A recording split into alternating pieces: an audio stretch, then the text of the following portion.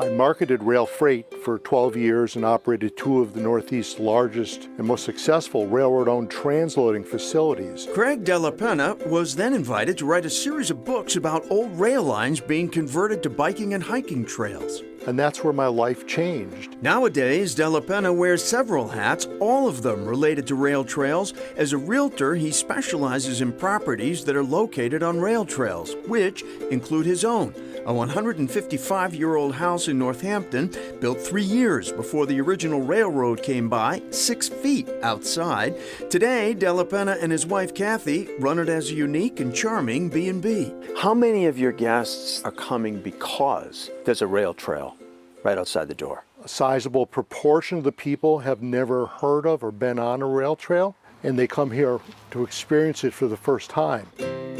Della Penna has plenty of free bikes for his guests, some of whom will undoubtedly find themselves lured off the trail to a nearby gem, the famous Miss Florence Diner, 80 years old and a classic Worcester dining car.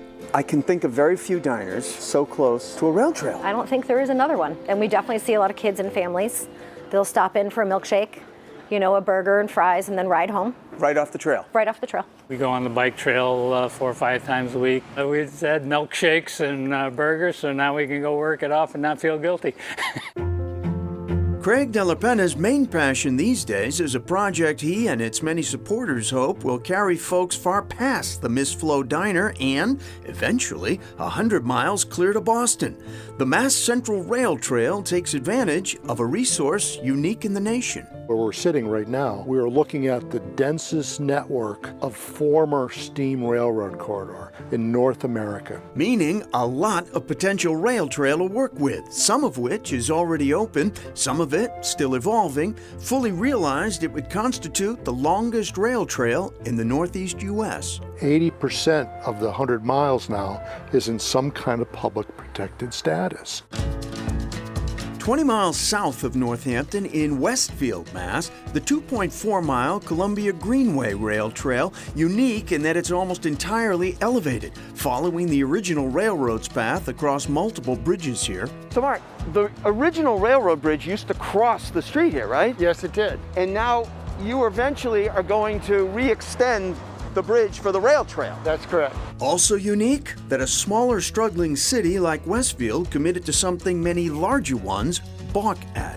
What is the value of investing millions and millions of dollars in a rail trail versus some other priorities? We spend more than 50 cents on every dollar of our budget for educating our children. To what? To move to New Mexico and enhance their economy? I mean, we want to try to keep as much as that investment here, no? Do you think things like rail trails help do that? I think so. I think the next generation, they want to be proud of where they're coming from and they want to look forward to where they're living.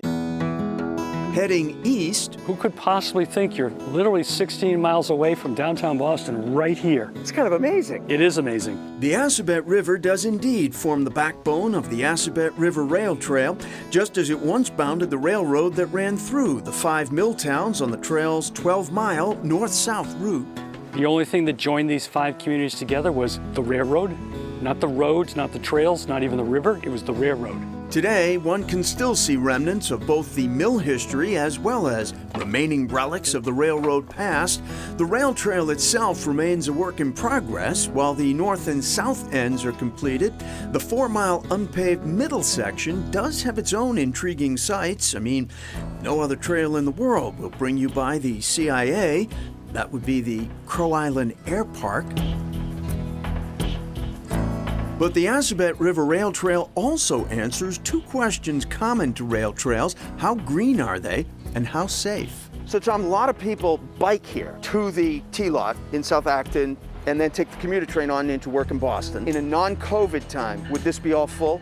100%. It's believed to be the largest bike lot in the state. I think the rail trails bring more security because the old abandoned rail behind people's homes were a place that nobody ever sees. Now that there's people walking, biking, running out there, it's an extra eye. So you think rail trails actually increase security? Yes, they do. From what we see here, it's been fantastic.